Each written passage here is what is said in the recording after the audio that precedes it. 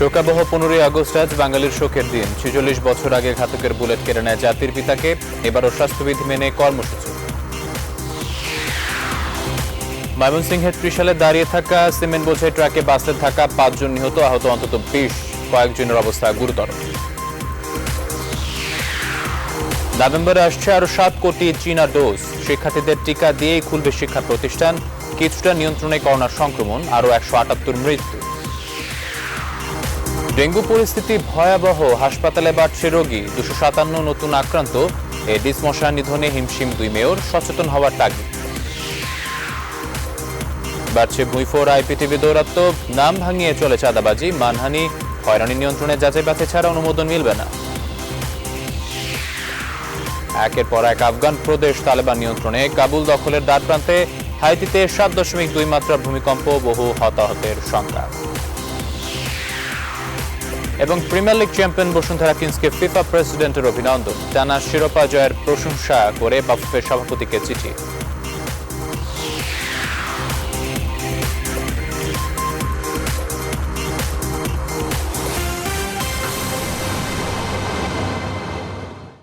Rainbow allrounder exterior paint, বাংলাদেশের আবহাওয়া উপযোগী একমাত্র পেইন্ট। স্বাগত নিউজ 24 সংবাদে আপনাদের সাথে আছি আমি আকাশ এহসান। দেখছিলেন সংবাদ শিরোনাম। এবার জানিয়ে দিচ্ছি পুরো খবর। শুরুতেই শোকাবহ আগস্ট।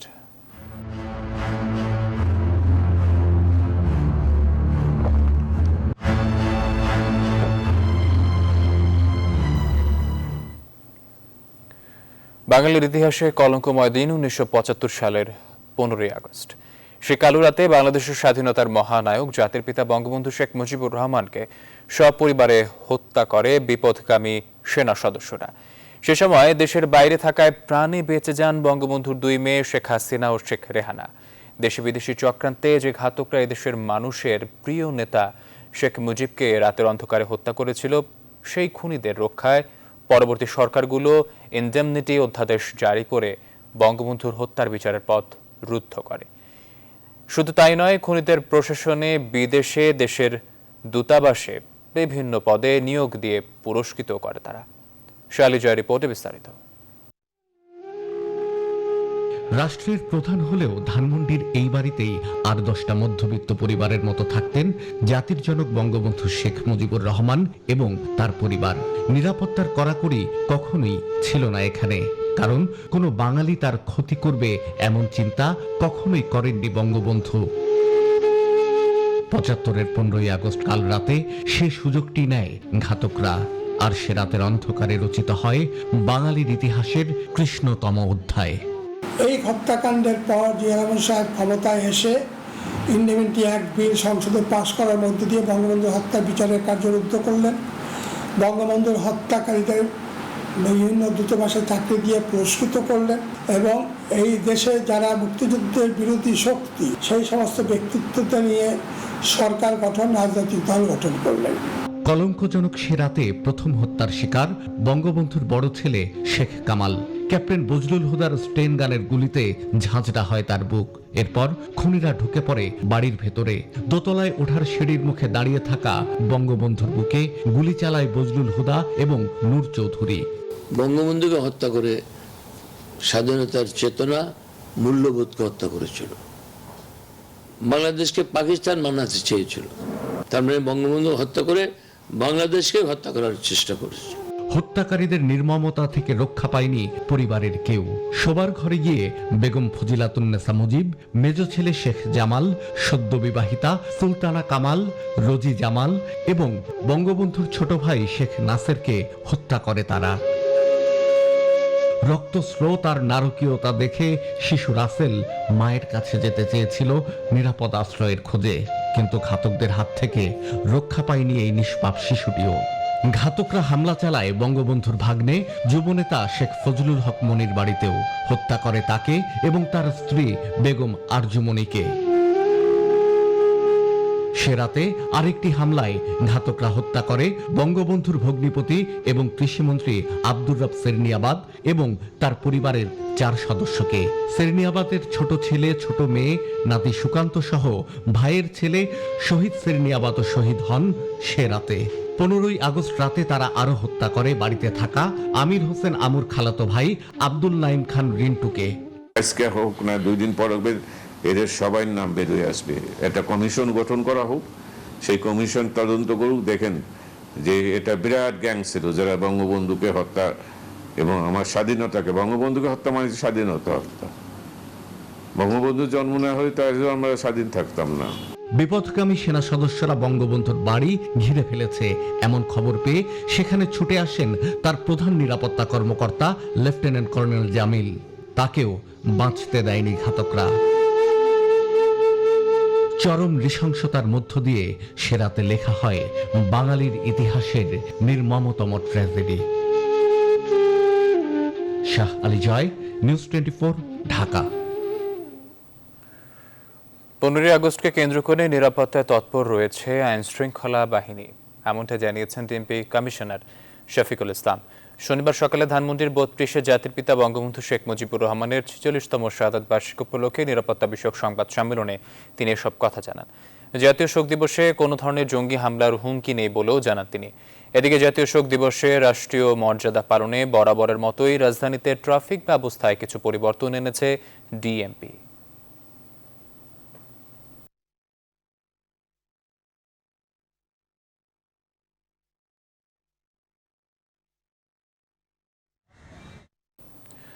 এবার অন্যান্য প্রসঙ্গ। ময়মনসিংহের ত্রিশালে দাঁড়িয়ে থাকা সিমেন্ট বোঝাই ট্রাকে বাসের ধাক্কায় 5 জন নিহত, 20 জন আহত হয়েছেন। শনিবার রাতে 8:30টার দিকে ঢাকা ময়মনসিংহ মহাসড়কের বৈলর বড় পুকুর পাড় এলাকায় এই দুর্ঘটনাটি ঘটে। ঘটনাস্থলে 3 জন ও ময়মনসিংহ মেডিকেলে 2 জন মারা যান। তবে হতাহতের নাম পরিচয় এখনো জানা যায়নি। আহতরা ময়মনসিংহ মেডিকেল কলেজ হাসপাতালে চিকিৎসাধীন। আহতদের অনেকের অবস্থায় গুরুতর। বিষয়টি নিশ্চিত করে ত্রিশাল থানার ওসি মাইনুদ্দিন জানান, মহাসড়কে ট্রাকের বাম পাশের 2টি চাকা নষ্ট হয়ে যায়। এজন্য ট্রাকটি মহাসড়কের পাশে দাঁড়িয়েছিল। এ সময় ঢাকা থেকে ছেড়ে আসা হালুয়াঘাটগামী একটি বাস ট্রাকটিকে ধাক্কা দেয়। হাসপাতালে 12 জন গুরুতর অবস্থায় ভর্তি আছে, টোটাল মৃত্যু 5 জন। আমরা উদ্ধার কাজ শেষ করেছি এবং শীঘ্রই গাড়ি রোডও চালু হয়ে গেছে, শীঘ্রই আমরা এই গাড়িগুলো গ্রহণ করব এবং এই ব্যাপারে প্রয়োজনীয় আইনগত ব্যবস্থা আমরা গ্রহণ করব। এবার করোনা টিকা প্রসঙ্গ। মডার্নার 2য় ডোজের টিকাদান শুরু হলো। মাঠ পর্যায়ে ভ্যাকসিন নিয়ে জটিলতা এখনো পুরোপুরি কাটেনি। কারিগরি ত্রুটি, নির্ধারিত সময় 2য় ডোজের SMS না আসা, টিকা সংকট অভিযোগ সহ নানা ভোগান্তিতে পড়েছেন সাধারণ মানুষ। তবে এসব অভিযোগকে অপপ্রচার মন্তব্য করে স্বাস্থ্যমন্ত্রী জাহেদ মালিক বলেছেন, নভেম্বরে চীন থেকে আসছে আরও 7 কোটি টিকা। আর সেতুমন্ত্রী ওবায়দুল কাদের বলেছেন, শিক্ষা প্রতিষ্ঠান খোলার আগে শিক্ষক শিক্ষার্থীদের করোনার টিকা দেওয়া হবে। আরিফিন শাকিল জানাচ্ছেন বিস্তারিত। টিকাদান নিয়ে মানুষের ভোগান্তি যেন শেষ হবার নয়। এতদিন টিকা সংকটের নানা অভিযোগ এলেও এখন শুরু হয়েছে কারিগরি ত্রুটির অজুহাত। টিকা নিতে ভোর থেকে মানুষ রাজধানীর সরকারি কর্মচারী হাসপাতালের সামনে লাইনে দাঁড়ালেও সকাল 9টার টিকাদান শুরু হয়নি 10:30টায়ও। এদের সবচাইতে বেশি ভোগান্তিতে পড়েন প্রবীণ নারীরা। একবার বলে সার্ভে নাই, আস্তে মানে বিভিন্ন ধরনের কথা বলে। একবার বলছে সফটওয়্যারের সমস্যা, এখন বলতেছে প্রথম ডোজ দিচ্ছে না। শনিবার থেকে মডার্নার 2য় ডোজের টিকাদান শুরু হয়, কিন্তু টিকা কার্ডে 2য় ডোজের তারিখ লেখা থাকলেও SMS না আসায় অধিকাংশ মানুষকে ঢুকতে দেওয়া হয়নি কেন্দ্রে। 17/7 দিয়েছিলাম, এখন 14/8 আমাকে লিখে দিয়েছে। এখন ওনারা বলতেছেন যে SMS না আসলে দেওয়া যাবে না। ভোগান্তি তো অবশ্যই হয়, মানুষের যাতায়াতের সমস্যা না, আমরা কাজ কাম ফালাই আইছি। আমরা এখানে ব্যবস্থাপনার অভাব, সুষ্ঠু একটা ব্যবস্থাপনা চাই আমরা। 17 তারিখে আমি ফার্স্ট ডোজ দিয়েছি, আর সেকেন্ড ডোজ আজকে আমার শুরু হবে। খণ্ড খণ্ড এবং দুর্ভোগের মধ্যে চলেছে সারা দেশে টিকা কার্যক্রম। জাতীয় শোক দিবস উপলক্ষে ডিএসএমইউতে এক ভার্চুয়াল সভায় স্বাস্থ্যমন্ত্রী জাহেদ মালিক বলেছেন, টিকা নিয়ে কোনো সমস্যা নেই, বিশেষ গোষ্ঠী অপপ্রচার করছে। অনেক দেশের তুলনায় দেশে এখন করোনা নিয়ন্ত্রণে আছে বলেও দাবি করেন তিনি। এখন করোনা অন্য দেশের তুলনায় নিয়ন্ত্রণে আছে, আমরা আরো নিয়ন্ত্রণে আনতে চাই। আমরা চীনের থেকে 7 কোটি টিকা নভেম্বরের মধ্যে পাবো, কোভ্যাক্স থেকে পাবো এবং আরো অন্যান্য জায়গা থেকে আমরা আনার চেষ্টা করছি। টিকার কার্যক্রম বেগবান হবে। একই অনুষ্ঠানে সেতুমন্ত্রী ওবায়দুল কাদের বলেছেন, ধাপে ধাপে দেশে টিকার চালান আসবে, অব্যাহত থাকবে গণটিকার কার্যক্রম। টিকা কার্যক্রমে রোড ম্যাপ তৈরি করা আছে যাতে দেশের সকল মানুষকে টিকা দেওয়া যায়। এমনকি শিক্ষা প্রতিষ্ঠানে খুলে দেওয়ার আগে শিক্ষা প্রতিষ্ঠানেও টিকা কার্যক্রম চলতে থাকবে। টিকা নিয়ে বিশৃঙ্খলার অবসানের পরামর্শ দিয়ে জাতীয় কারিগরি কমিটির সভাপতি বলেছেন, করোনা প্রকোপ কমাতে বাতিল করতে হবে রাজনৈতিক, সামাজিক ও পর্যটন অঞ্চল খুলে দেওয়ার সিদ্ধান্ত। হঠাৎ করে আবার বিস্ফোরণ ঘটতে পারে ইনফেকশনে। পর্যটন কেন্দ্র এখন যেন না খোলা হয়, সামাজিক হতে পারে, রাজনৈতিক হতে পারে, এটা বন্ধ রাখা দরকার। আরিফিন শাকিল, নিউজ 24, ঢাকা। বিশেষজ্ঞদের মতামত উপেক্ষা করে লকডাউন তুলে দেয়া সরকারের একটি আত্মঘাতী সিদ্ধান্ত বলে মন্তব্য করেছেন বিএনপির মহাসচিব মির্জা ফখরুল ইসলাম আলমগীর। শনিবার দুপুরে বিএনপি চেয়ারপারসনের গুলশান কার্যালয়ে এক সংবাদ সম্মেলনে তিনি কথা বলেন। ফখরুল বলেন, টিকা সংগ্রহ, সংরক্ষণ ও বিতরণে কোনো বিজ্ঞানসম্মত ব্যবস্থাপনা সরকার তৈরি করতে পারেনি। ডেঙ্গু পরিস্থিতি নিয়েও তিনি উদ্বেগ প্রকাশ করেন। এদিকে এক ডোজ টিকা নেয়া বিএনপি চেয়ারপারসন খালেদা জিয়ার অবস্থা স্থিতিশীল রয়েছে বলে জানিয়ে বলেন, খালেদা জিয়ার দ্বিতীয় ডোজ টিকার নির্ধারিত সময় রয়েছে 19 আগস্ট। বিএনপি চেয়ারপারসন এখন আপাতত স্টেবল আছেন, মানে ডেটোরেট করেনি, আর তার কোনো খারাপ কিছু হয়নি। উনি নিয়েছেন তো, টিকা একটা নিয়েছেন, সামনে বোধহয় আবার নেবেন, আপাতত স্টেবল আছেন। করোনা পরিস্থিতির খবর। দেশে করোনা ভাইরাসের সংক্রমণ ও মৃত্যু কমে এসেছে। গত 24 ঘন্টায় আরও 178 জনের মৃত্যু হয়েছে। এ সময় নতুন রোগী শনাক্ত হয়েছেন 6,885 জন। শনিবার স্বাস্থ্য অধিদপ্তরের সংবাদ বিজ্ঞপ্তিতে তথ্য জানানো হয়। দেশে এখন পর্যন্ত করোনায় সংক্রমিত শনাক্ত রোগীর সংখ্যা 14,12,218 জন। মোট মৃত্যু হয়েছে 23,988 জনের। আর করোনায় আক্রান্ত হওয়ার পর এখন পর্যন্ত সুস্থ হয়েছেন 12,81,327 জন। সর্বশেষ 24 ঘন্টায় সুস্থ হয়েছেন 7,805 জন। গত 24 ঘন্টায় মোট 33,330 জনের নমুনা পরীক্ষার বিপরীতে রোগী শনাক্তের হার 20.66%। গত 24 ঘন্টায় সবচেয়ে বেশি 67 জনের মৃত্যু হয়েছে ঢাকা বিভাগে। এরপর চট্টগ্রাম বিভাগে মারা গেছেন 45 জন ও খুলনা বিভাগে 23 জনের মৃত্যু হয়েছে।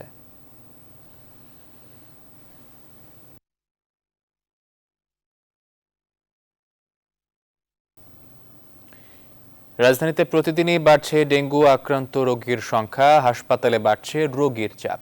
দুই সিটি কর্পোরেশন কাউন্সিলররা বলছেন, শুধু অভিযান আর জরিমানাতেই নয়, জনগণকে হতে হবে সচেতন। উত্তর সিটি কর্পোরেশনের মেয়রের দাবি, নিয়মিত অভিযানে কমতে শুরু করেছে ডেঙ্গু আক্রান্ত রোগীর সংখ্যা। এদিকে গত 24 ঘন্টায় দেশে 257 জন নতুন করে ডেঙ্গু আক্রান্ত হয়ে ভর্তি হয়েছেন হাসপাতালে, যাদের মধ্যে 219 জনই ঢাকার। বিস্তারিত আলী তালুকদারের প্রতিবেদনে। প্রতিদিন রাজধানী সহ সারা দেশে বাড়ছে ডেঙ্গু আক্রান্ত রোগীর সংখ্যা। স্বাস্থ্য অধিদপ্তর থেকে ডেঙ্গু চিকিৎসার জন্য কয়েকটি হাসপাতাল নির্ধারণ করা হয়েছে। রাজধানীর বেশ কয়েকটি হাসপাতালে গিয়েও দেখা মেলে ডেঙ্গু রোগীর।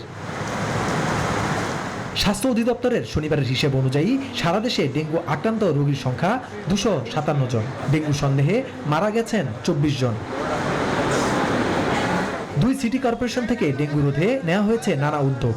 বসত বাড়িতে প্রতিনিয়ত করা হচ্ছে জরিমানা ও অভিযান। দুই সিটির কাউন্সিলররাও বলছেন, উদ্যোগ নেয়ার পাশাপাশি এলাকাবাসীকে সচেতন হবার কথা। প্রতিটি হোল্ডিংয়ে এবং ওই হোল্ডিংয়ে গিয়ে দেখছে কোথাও কোনো লার্ভা আছে কিনা।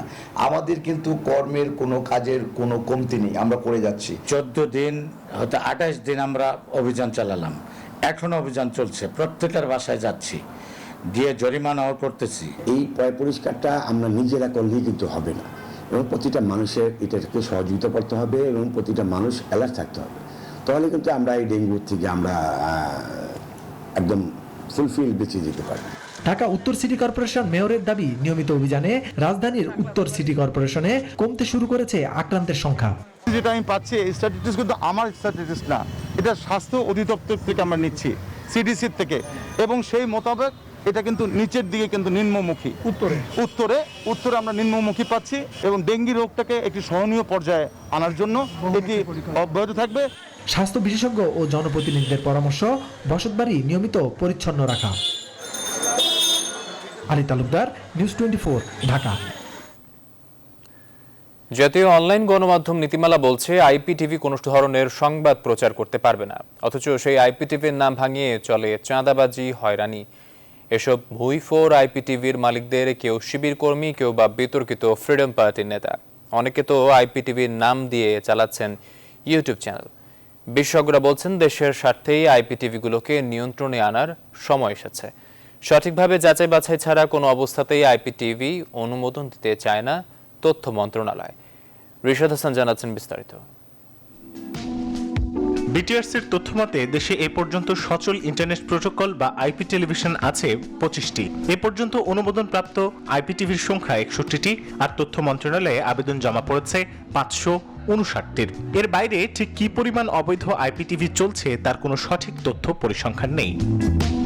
জনতা টিভির মালিক আতাউল্লাহ খানের আসল পরিচয় তিনি বিতর্কিত ফ্রিডম পার্টির নেতা। চট্টগ্রামের সি ভিশন আইপিটিভির মালিক আরিয়ান লেলিন চাঁদাবাজ ও এলাকার শীর্ষ সন্ত্রাসী। এছাড়াও সিটিজি ক্রাইমের মালিক টিনু অস্ত্র মামলার আসামি ও ছাত্রদল নেতা। এই হলো আইপি টেলিভিশনের মালিকদের বর্তমান বাস্তবতা। আইপি টেলিভিশনের মালিকগণ এটাকে একটা মানি মেকিং মেশিন হিসাবে গ্রহণ করেছেন এবং দুর্বৃত্তায়নের চরম পন্থায় টাকা উপার্জনের একটি পথ হিসাবে তারা এটা বেছে নিয়েছে। অথচ জাতীয় অনলাইন গণমাধ্যম নীতিমালা 2020-এ বলা হচ্ছে আইপিটিভি কোনরূপ সংবাদ প্রচার করতে পারবে না। নীতিমালার ব্যত্যয় হলে রয়েছে নিবন্ধন বাতিলের বিধানও। ডাক ও টেলিযোগাযোগ মন্ত্রী বলছেন ভবিষ্যতে আইপিটিভির নিবন্ধন যাচাই বাছাই ও নিয়ন্ত্রণে কাজ করবে তথ্য মন্ত্রণালয়। আইপি ব্যবহার করার অনুমতি দেওয়া হয়েছে। টেলিভিশন শব্দটা প্রচলিত হয়ে গেছিল ডিএনসি সেটিং অনুসারে। আমরা সম্ভবত এই নিবন্ধনের জগতেই থাকবো না। এর আগে আইপিটিভির নিবন্ধন ও নিয়ন্ত্রণে আরো কঠোর হওয়ার কথা জানিয়েছিলেন তথ্যমন্ত্রী। কিছু আইপিটিভি যেগুলো ভালো সেগুলোকে আমরা অনুমোদন দিব, আর যেগুলো বিরুদ্ধে নানা ধরনের অভিযোগ আছে তাদের বিরুদ্ধে ব্যবস্থা গ্রহণ করা হবে খুব সহসা। প্রযুক্তি বিশেষজ্ঞরা বলছেন দেশের স্বার্থেই এখন থেকে নিয়ন্ত্রণ করতে হবে লাগামহীন আইপিটিভিগুলোকে। এই টিভিগুলি যাতে আমাদের সাইবার ক্রাইমের উৎস না হয়ে যায় বা এই টিভিগুলি যাতে মানুষের মানব কল্যাণের জন্য ক্ষতিকর না হয়, তার জন্য এগুলির নিয়ন্ত্রণ অপরিহার্য। কোনো অবস্থাতেই অনুমোদনহীন আইপিটিভি যেন চলতে না পারে সেদিকে লক্ষ্য রাখার পরামর্শ দিচ্ছেন বিশেষজ্ঞরা। রিশাদ হাসান, নিউজ 24, ঢাকা। এবার বসুন্ধরা গ্রুপের ত্রাণ বিতরণের খবর। নাটোরের বড়াইগ্রাম ও গুরুদাসপুর উপজেলার 800 পরিবারকে খাদ্য সহায়তা দিয়েছে দেশের শীর্ষ ব্যবসায়ী গ্রুপ বসুন্ধরা। করোনা সংকটের মধ্যে সহায়তা পেয়ে খুশি কর্মহীন দরিদ্র এসব পরিবার। কালের কণ্ঠে শুভ সংঘের উদ্যোগে এই খাদ্য সামগ্রী বিতরণ করা হয়। মহামারীর মধ্যে এমন উদ্যোগের জন্য বসুন্ধরা গ্রুপের প্রতি কৃতজ্ঞতা জানিয়েছেন স্থানীয় প্রশাসন সহ জনপ্রতিনিধিরা। নাটোর থেকে নাসিম উদ্দিন নাসিমের তথ্য চিত্র নিয়ে ডেস্ক রিপোর্ট। করোনা মহামারীতে দেশব্যাপী দুস্থ অসহায় মানুষের মাঝে ত্রাণ সামগ্রী বিতরণ করছে দেশের শীর্ষ ব্যবসায়ী প্রতিষ্ঠান বসুন্ধরা গ্রুপ। এরই ধারাবাহিকতায় শনিবার নাটোর জেলার গুরুদাসপুর ও বড়াইগ্রাম উপজেলার 800 দরিদ্র মানুষের মাঝে খাদ্য সহায়তা দেয় প্রতিষ্ঠানটি। দুর্যোগকালীন সময়ে খাদ্য সামগ্রী পেয়ে কৃতজ্ঞতা প্রকাশ করেন উপকারভোগীরা। করোনাকালীন আমাদের যে সাহায্য করলো তাতে আমরা অনেক উপকৃত।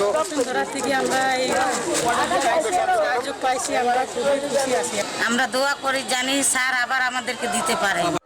স্বাস্থ্যবিধি মেনে দরিদ্র মানুষের মাঝে খাদ্য সামগ্রী বিতরণ করে কালের কণ্ঠের শুভ সংঘ।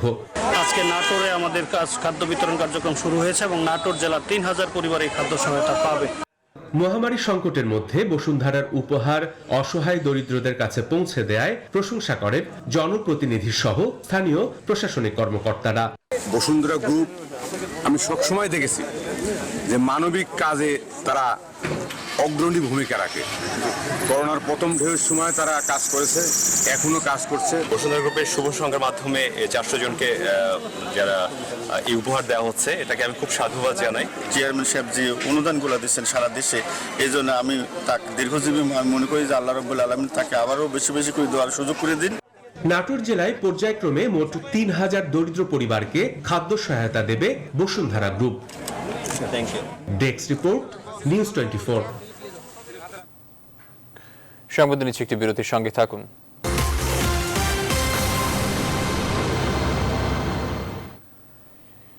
বিরতির পর আবার স্বাগত সংবাদে। ৭৫-এর ঘটনার মতো 111-এর বিশ্বাসঘাতক নেতাদের এখনো মুখোশ উন্মোচন হয়নি বলে অভিযোগ করেছেন আওয়ামী লীগের প্রেসিডিয়াম সদস্য জাহাঙ্গীর কবির নানক। শনিবার শোক দিবস উপলক্ষে আলোচনা সভায় তিনি এ কথা বলেন।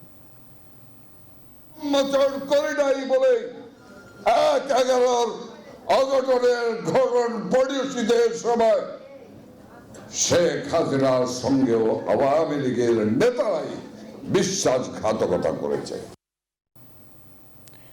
নারায়ণগঞ্জ জেলার বন্দর থানা এলাকায় ৬ কোটি টাকা মূল্যের চোরাই গার্মেন্টসের মালামাল সহ সংঘবদ্ধ আন্তঃজেলা চক্রের ৬ সদস্যকে গ্রেফতার করেছে র্যাব-৪। এ সময় তাদের কাছ থেকে বিপুল পরিমাণ গার্মেন্টস সামগ্রী, 2টি কার্পেট ভ্যান ও একটি প্রাইভেট কার জব্দ করা হয়। শনিবার দুপুরে রাজধানীর মিরপুরের পাইকপাড়া র্যাব-৪-এর সদর দপ্তরে এক সংবাদ সম্মেলনে র্যাব-৪-এর অধিনায়ক মোজাম্মেল হক এসব তথ্য জানান। সন্ত্রাস ও জঙ্গিবাদের মদতদাতা হিসেবে পাকিস্তানের বিচারের দাবিতে ঢাকার দেশটির দূতাবাসের সামনে মানববন্ধন কর্মসূচি পালন করেছে সচেতন নাগরিক কমিটি। শনিবার সকালে তারা ব্যানার ও প্লাকার্ড নিয়ে এই মানববন্ধন পালন করে। এ সময় তারা বুদ্ধিজীবী হত্যার দায়ে পাকিস্তানের সেনা সদস্যদের বিচার, ৭১ সালের ভূমিকার জন্য বাংলাদেশের কাছে আনুষ্ঠানিক ক্ষমা প্রার্থনারও দাবি জানান। অন্যথায় দেশটির সাথে সকল বাণিজ্য চুক্তি বাতিলের দাবিও জানানো হয় বাংলাদেশ সরকারের কাছে।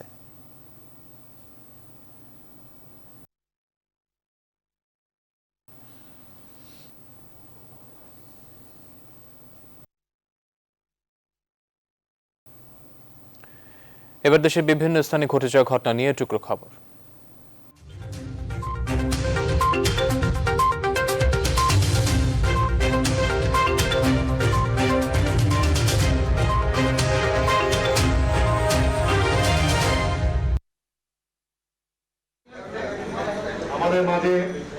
জাতীয় শোক দিবস উপলক্ষে চট্টগ্রাম ১১ সংসদীয় এলাকায় আওয়ামী লীগ ও অঙ্গ সংগঠনের উদ্যোগে আলোচনা সভা হয়েছে।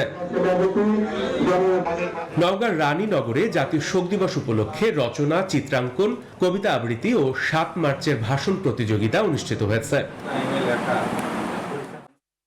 নোয়াখালী সদর উপজেলার আন্ডারচর ইউনিয়ন বিএনপির সাধারণ সম্পাদক হারুনুর রশিদ মোল্লাকে হত্যার ঘটনায় সোহাগ ও মিলন নামে দুজনকে গ্রেফতার করেছে পুলিশ।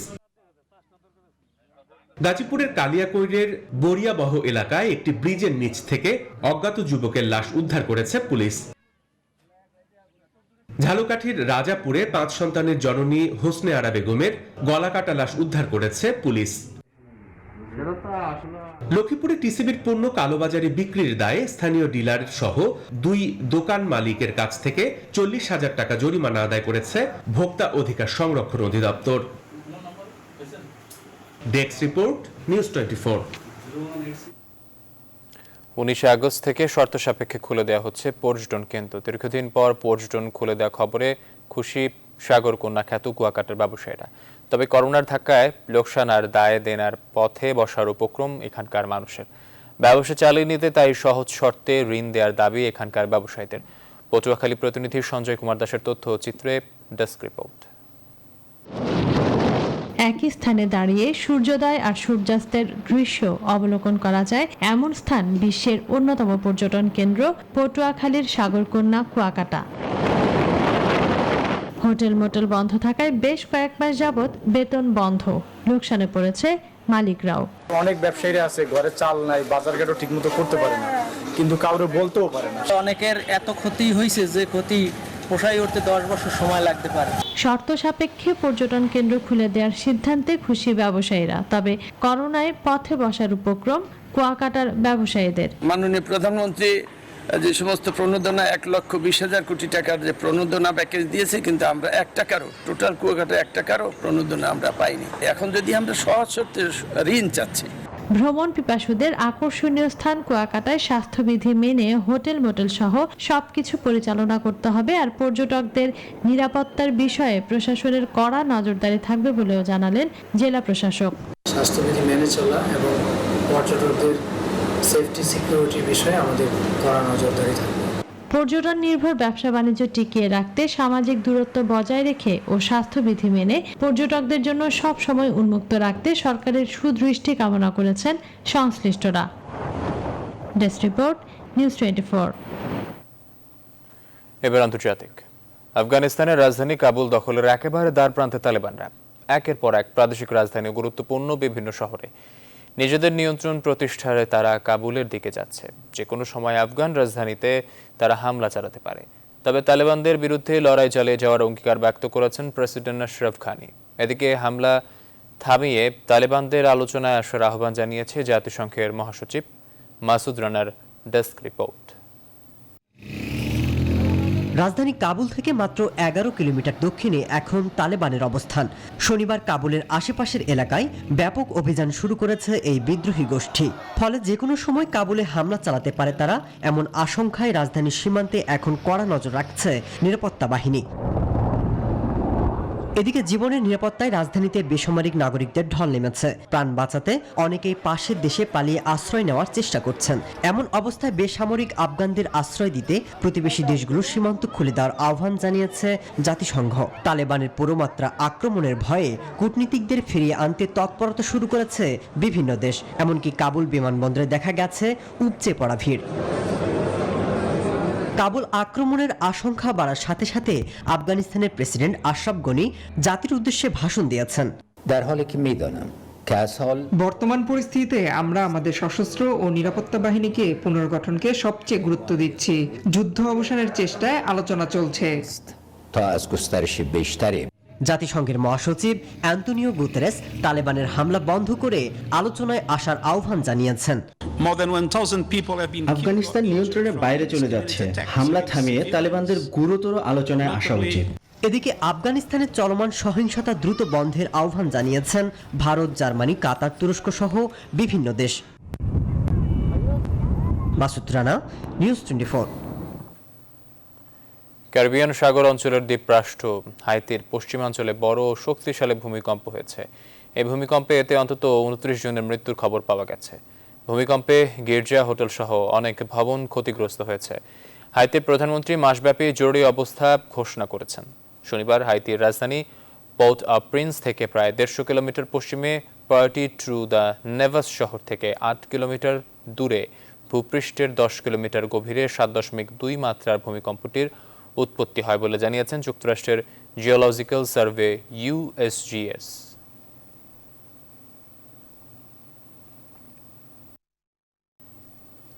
সংবাদে নিচ্ছে আরও একটি বিরতির সঙ্গে থাকুন। বিরতির পর আবারও স্বাগত সংবাদে। এবার প্রবাসের খবর।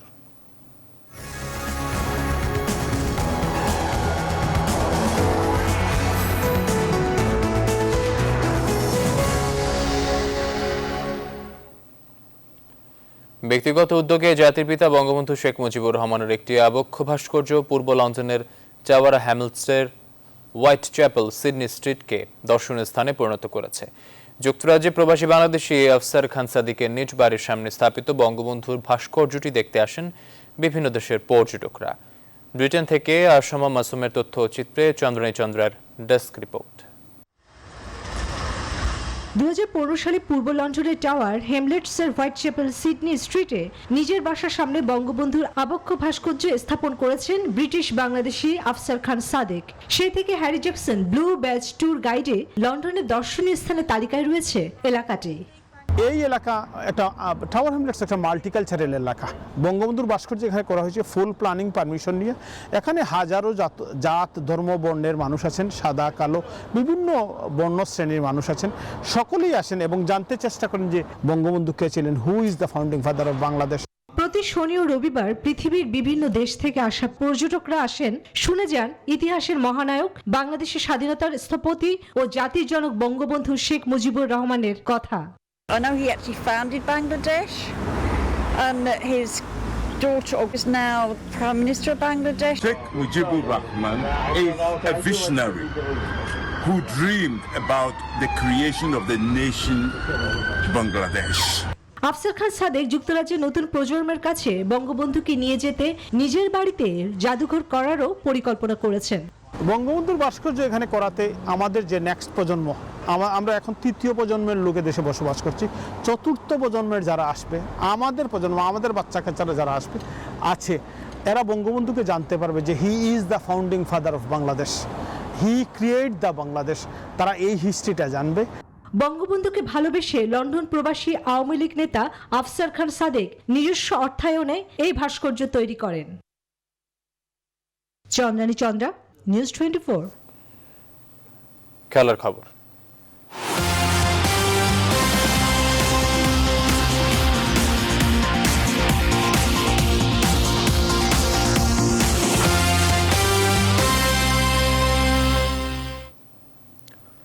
বাংলাদেশ প্রিমিয়ার লিগে টানা দ্বিতীয় শিরোপা জেতায় বসুন্ধরা কিংসকে অভিনন্দন ও শুভেচ্ছা জানিয়েছেন ফুটবলের সর্বোচ্চ নিয়ন্ত্রক সংস্থা ফিফার president Gianni Infantino. Bangladesh football ফেডারেশনের সভাপতি কাজী সালাউদ্দিনের বরাবর লেখা চিঠিতে এই অভিনন্দন জানান ফিফা প্রেসিডেন্ট। সামাজিক যোগাযোগ মাধ্যমে নিজেদের অফিসিয়াল পেজে সেই চিঠি পোস্ট করেছে বসুন্ধরা কিংস।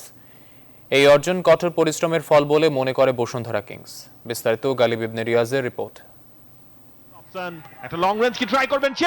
বাংলাদেশের ফুটবলে অনন্য এক জায়গা করে নিয়েছে বসুন্ধরা কিংস। ক্লাব হিসেবে আত্মপ্রকাশের পর থেকে শ্রেষ্ঠত্ব অর্জন করাটাই তাদের মূল লক্ষ্য। আর যে কারণে কিনা শেখ জামাল ধানমন্ডি ক্লাবকে 2-0 ব্যবধানে হারানোর মাধ্যমে 4 ম্যাচ হাতে রেখেই বাংলাদেশ প্রিমিয়ার লিগের শিরোপা নিশ্চিত করে বসুন্ধরা কিংস। টানা দ্বিতীয় শিরোপা জেতার এই অর্জনে বসুন্ধরা কিংসকে অভিনন্দন জানিয়েছেন ফিফার president Gianni Infantino. Bangladesh football ফেডারেশনের সভাপতি কাজী সালাউদ্দিনের বরাবর লেখা চিঠিতে অভিনন্দন বার্তা দিয়েছেন ফিফা প্রেসিডেন্ট। চিঠিতে বাংলাদেশ 2021 সালের চ্যাম্পিয়ন হওয়ায় বসুন্ধরা কিংসকে অভিনন্দন এবং শুভেচ্ছা জানিয়ে ইনফান্তিনো বলেন, এই শিরোপা নিশ্চিতভাবেই কঠোর পরিশ্রমের ফল। গুরুত্বপূর্ণ এই অর্জনে ক্লাবের সবাই গর্বিত। এছাড়াও চিঠিতে বাফুফের সভাপতিকে বসুন্ধরা কিংসের কাছে অভিনন্দন বার্তা পৌঁছে দেওয়ার অনুরোধ করেছেন তিনি। ক্লাবটা প্রতিষ্ঠা হওয়ার পর একটা করোনার কারণে বাতিল হয়ে গেছে। সামাজিক যোগাযোগ মাধ্যমে নিজেদের অফিসিয়াল পেজে সেই চিঠি পোস্ট করেছে বসুন্ধরা কিংস। এই অর্জন কঠোর পরিশ্রমের ফল মনে করে বসুন্ধরা কিংস। এছাড়াও অভিনন্দন বার্তার জন্য ফিফা সভাপতিকে ধন্যবাদ জানায় কিংস। গালিব ইবনে রিয়াজ, নিউজ 24। এফসি কাপের গ্রুপ পর্বে অংশ নিতে মালদ্বীপে অবস্থান করা বসুন্ধরা কিংসের সকল ফুটবলার অফিসিয়াল করোনা নেগেটিভ হয়েছে। ফলে শনিবার বিকেলে তারা অনুশীলন শুরু করেছেন। এফসি কাপে এবার মালদ্বীপে বসুন্ধরার প্রতিপক্ষ ভারতের মোহনবাগান ও মালদ্বীপের মাজিয়া স্পোর্টস। এশিয়ার ক্লাব ফুটবলে শ্রেষ্ঠত্বের মঞ্চে এ নিয়ে দ্বিতীয়বারের মতো অংশ নিচ্ছে বসুন্ধরা কিংস। গেলবার ঘরের মাঠে মালদ্বীপের টিসি স্পোর্টসকে 5-1 গোলে হারিয়ে আসরের উড়ন্ত সূচনা করেছিল কিংসরা। কিন্তু করোনার কারণে এফসি কাপ বাতিল হলে অপেক্ষা বাড়ে আরও 1 বছর। মালদ্বীপে কিংসের প্রথম ম্যাচ 18 আগস্ট মাজিয়া স্পোর্টসের সাথে। পরের দুটি ম্যাচ 21 ও 24 আগস্ট। প্রতিটি ম্যাচই অনুষ্ঠিত হবে মালের ন্যাশনাল ফুটবল স্টেডিয়ামে।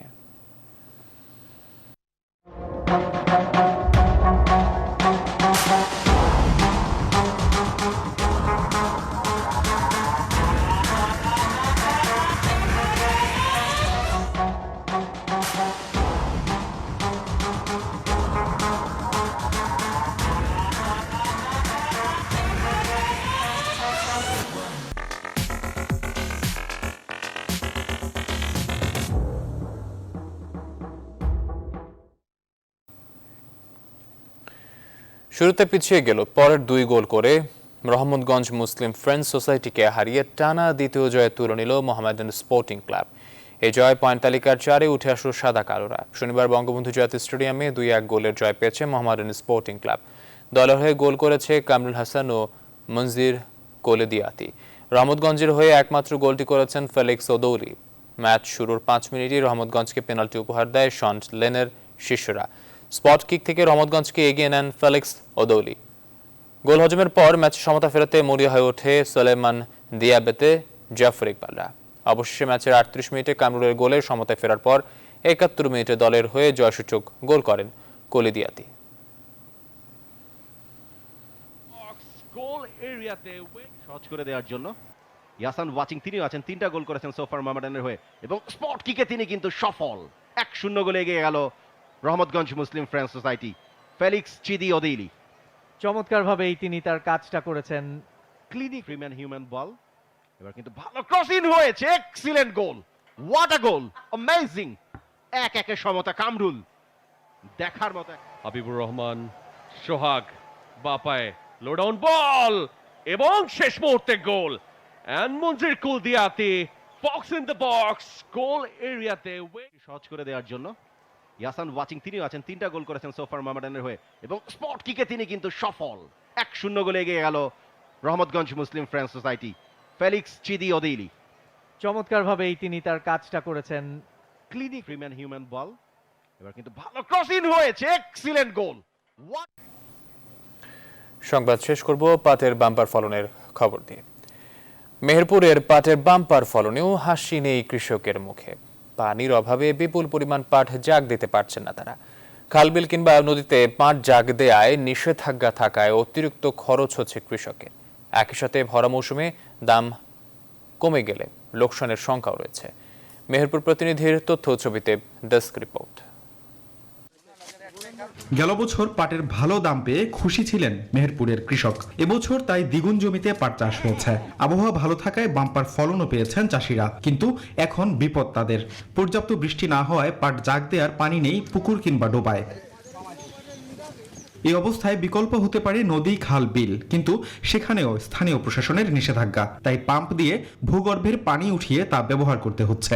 পানি কাজে খুব সমস্যা, পানি নেই গেলে তো এখন পাট দামও কম। পাট করে এখন কিছু সব লস। এখন ধরেন ওই সেই মাঠের ভোগে থেকে পাট আনতে গেলে 1 বিঘে ভুঁই পাট আনতে গেলে প্রায় 72,000 টাকা খরচ হয়েছে। কিনা জমিতে পাট জাগ দিতে হয়েছে, তাতে আমাদের খরচ বেশি হয়ে যাচ্ছে। আমাদের পাটে কোনো কালার হয়েছে না, কালো পেতনি হয়েছে, এই সামনে মাসে পানি দেওয়া। এবছর পাটের দাম ভালো থাকবে বলে আশা কৃষি কর্মকর্তাদের। একই সঙ্গে পাট জাগ দিতে আধুনিক পদ্ধতি অবলম্বনের পরামর্শ তাদের। আধুনিক উপায়ে পাট জাগ দেওয়ার জন্য আমরা বিশেষ করে মাঠ পর্যায়ে যারা কৃষক আছেন তাদেরকে পরামর্শ দিয়ে যাচ্ছি, এবং এই ব্যাপারে আমাদের উপসহকারী কৃষি কর্মকর্তা সদা তৎপর আছেন, এবং আশা করা যায় গতবারে যেমন কৃষকরা পাটের যথেষ্ট মূল্য পেয়েছেন, এবং আগামীতেও আমাদের এই কৃষকরা পাটের ন্যায্য মূল্য পাবেন। কৃষি বিভাগের হিসেবে এবছর মেহেরপুরের 20,040 হেক্টর জমিতে পাট চাষ হয়েছে। Desk report, news 24। সংবাদ শেষ করবো, তার আগে শিরোনামগুলো জানিয়ে দিচ্ছি আরেকবার।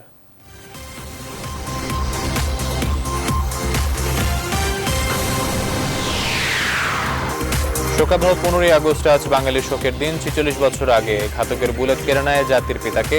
এবারও স্বাস্থ্যবিধি মেনে কর্মসূচি। ময়মনসিংহের ত্রিশালে দাঁড়িয়ে থাকা সিমেন্ট বোঝাই ট্রাকে বাসের ধাক্কা, 5 জন নিহত, আহত অন্তত 20, কয়েকজনের অবস্থা গুরুতর। নভেম্বরে আসছে আরো 7 কোটি চীনা ডোজ। শিক্ষার্থীদের টিকা দিয়েই খুলবে শিক্ষা প্রতিষ্ঠান। কিছুটা নিয়ন্ত্রণে করোনা সংক্রমণ, আরো 178 মৃত্যু। ডেঙ্গু পরিস্থিতি ভয়াবহ, হাসপাতালে বাড়ছে রোগী, 257 রোগী নতুন আক্রান্ত।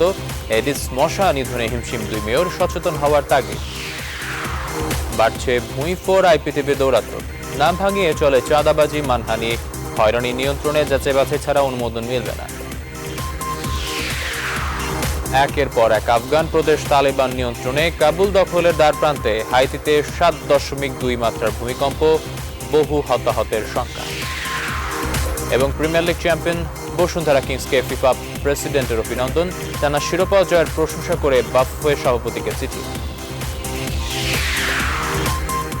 দর্শক, এই ছিল আয়োজনে। এতক্ষণ সাথে থাকার জন্য ধন্যবাদ সবাই।